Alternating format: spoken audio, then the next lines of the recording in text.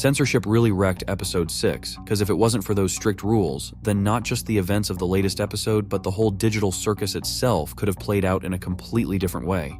Before we get started, I gotta share some huge news with y'all. I finally moved to another country, and this past week, all my time's been eaten up by that. Since YouTube doesn't really like long breaks on channels that used to drop content steadily, I had to put out some pretty simple videos. But now that this whole moving nightmare's finally over, I'm hoping I'll be able to drop a truly mind-blowing video for you guys tomorrow that's gonna completely flip your perspective on episode 7. For now though, I'd really appreciate if you watch this video all the way through so YouTube picks up on the boost in activity and the next video reaches as many people interested in the digital circus as possible. We all get why Jax dropped that nasty line after Pomni's question, but the thing is, Pomni doesn't see the full picture like we do. So for her, that answer hit way harder and honestly crushed her little world for a moment. Not that long ago they were laughing together, getting along just fine, and then one harmless joke that wasn't even meant to be cruel ended up spiraling into this mess.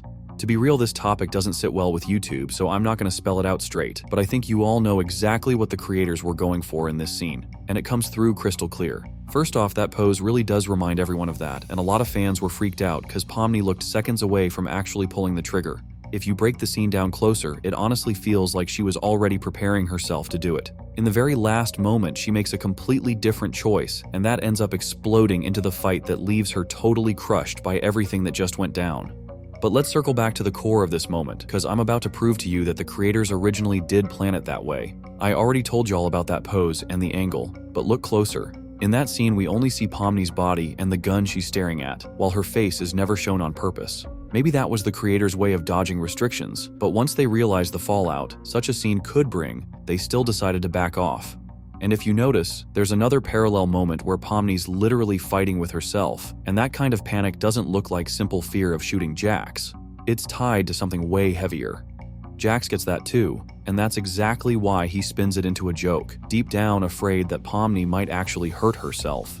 A lot of viewers were also thrown off by Pomni's question about her own abstraction, and that's when folks started thinking she might actually be standing right on the edge. That's definitely not gonna happen. Pomni's question was more of a hypothetical, just to see how Jax would react if she really was on the verge. After getting that cold and emotionless answer, she most likely decided to do exactly what Glitch and Gooseworx originally planned, just to test his further reaction. That would have been a crazy powerful moment, especially if right after that scene we got a shot of the loser's room. I'm almost certain that was the original plan, but then the show creators decided to redo the scene because YouTube's rules on this topic are way too harsh. But what if we toss the YouTube limits and look at this scene from a different angle? In that case, Pomni made the hardest choice possible. Instead of doing what Jax was kinda teasing her into, that way she would have only confirmed his worldview. Or instead of doing what the show creators originally intended, she chose to start a fight. In doing so, she's standing up for herself and putting Jax in a position, either double down on his nihilism or admit he's wrong. Sadly, he went with the first option, even though it's obvious he took it really badly. What's wrong with you? Why didn't you fight back? Oh, here we go. Because I didn't fight back, that means I secretly care about you? I do not care about you or anyone else in this circus in the slightest. End of story. So in this case, we see that Pomni didn't do what she originally wanted because that would have been way too simple. What mattered to her was figuring out why Jax changed so much and what really drives him. So she picked this way to deal with the situation. But then a legit question comes up. Why didn't she try to find all that out just by talking, and if she realized that was useless, just do what Jax wanted? And here we get into an even deeper layer of thought, because if we remember Pomni's original stance on this whole so-called event. So, who are you gonna kill first, Pom-Pom? I don't know if I'll really be doing much of the killing. I'll just find guns for you, and you can do all the violent stuff. You like that, right? You know none of this is real, right? What do you mean? Like the circus? The game today is literally to shoot each other. So what's the point in taking this moral high ground? Well, they're my friends. I don't really want to hurt them. All right, let me be real here. Why do you care about that? About not hurting my friends? Pomni clearly made it known she didn't want to hurt her friends, and only after Jax's convincing did she agree to join this adventure. But it's important to get that she saw it all as a game where to win, you had to shoot your friends. That's a key point, because with Jax, it's totally different. The adventure's over. They're already winners. And that shot literally makes no sense. If Pomni had fired, it would have meant something totally different to her than it did during the adventure. And if we think about how Pomni reacts to Jax even after everything he said to her,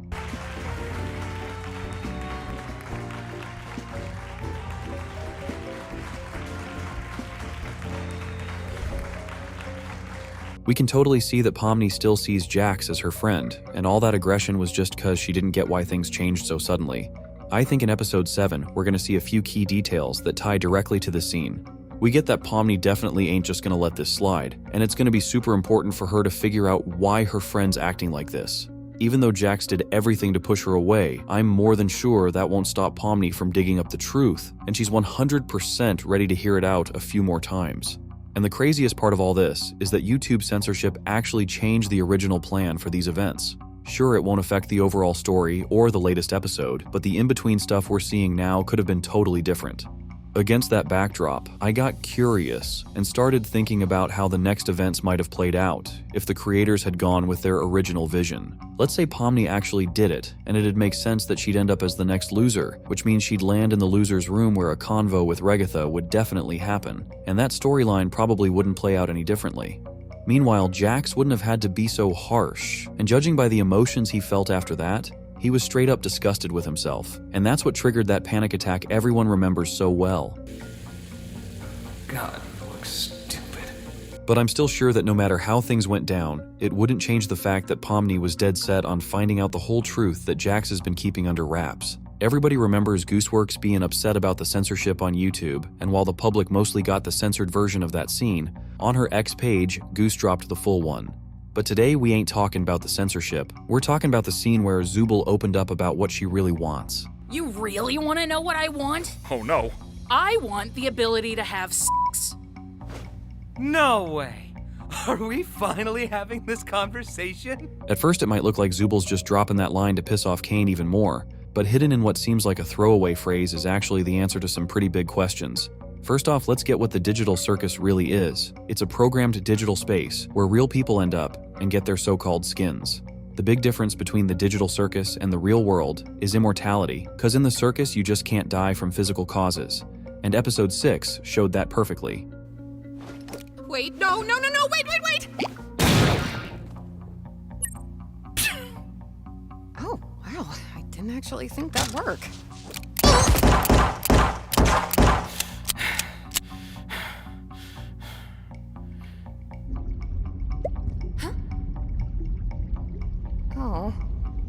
Which means the characters' physical bodies stay in the real world while only their consciousness gets transferred into the digital circus. And since consciousness ain't something tangible, it can't really die from outside factors.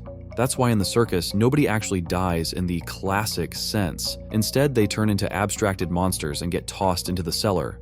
Abstraction basically means the breakdown of the mind, because the only thing that can really push a character to the so-called end are serious mental struggles that warp their consciousness. That's one of the main problems of the digital circus. It doesn't care about the wishes of the people stuck there. It just forces its own rules through Kane, whose main job is to entertain the characters. He's only programmed for fun and games, and that's why he's slowly starting to lose it now, because too many are pushing past his rules. If we think back to the adventure Zubel came up with, I ain't trying to put it under stereotypes or anything like that, but we can totally assume that with a lifestyle like that, Zubel's wish actually makes a lot of sense. Judging by Jax's reaction, we can tell plenty of others thought the same thing, but were just too scared to say it out loud.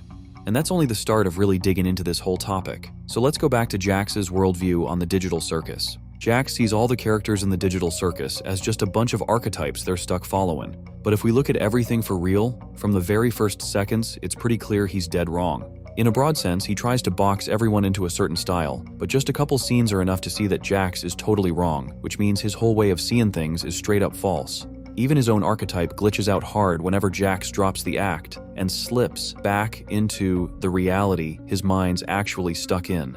At that point, we finally get how the digital circus is built and what its residents really are. But if we head back to the bar, we'll catch one more insanely interesting detail. Even though we've already talked a few times about the abandoned buildings and how most likely one of them's where that office is, the one with the headset that once you put it on, there's no way back.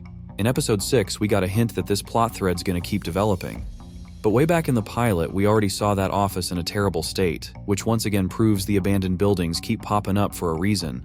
but the only ones who ever talked about it were Zubel, Pomni, and Regatha, while the rest never said a word about that place. We all get that Jax and Regatha were somehow connected in the real world, and it's pretty likely that after Regatha went missing, Jax went looking for her, and that's how he ended up in the digital circus with her. But things with Gangle are way more interesting, because she told us the story of her life, yet aside from drawings and fast food, there weren't really any other details. If we remember the scene in episode 4 where Gangle was genuinely happy and then got hit by a truck, we can tell that scene ain't just some random idea from Kane. Most likely it's a nod to Gangle's past, and that accident is what landed her in the digital circus. I can confidently guess that the truck belonged to CNA, and after the crash, the employees took her to an abandoned building where that office was. While she was still conscious, they hooked her up to the headset, and that's how she got transferred into the digital circus. The situation with Kinger's way more interesting, because if we remember that scene, I already talked about what this could mean, and there's a chance Kinger might be one of the creators of the digital circus. But even if it's just some secret ability of his, in that same bar where everyone shared their stories, Kinger was just being himself, and it's pretty likely he's somehow connected to the abandoned buildings too. So we get that people end up in the digital circus either by accident or when their real-life existence is seriously at risk. It's important to understand that it's the consciousness that gets transferred, so the way we see a character is a true reflection of their real-world self.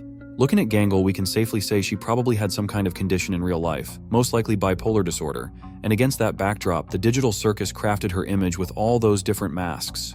Or take Regatha, who based on her story should have been an ideal girl, and that ended up showing in her as someone super insecure who constantly sees herself as the center of the problems. But in a way Jax was right, because a lot of people do put on a mask, and that Regatha we saw before episode 5 is exactly that, her mask.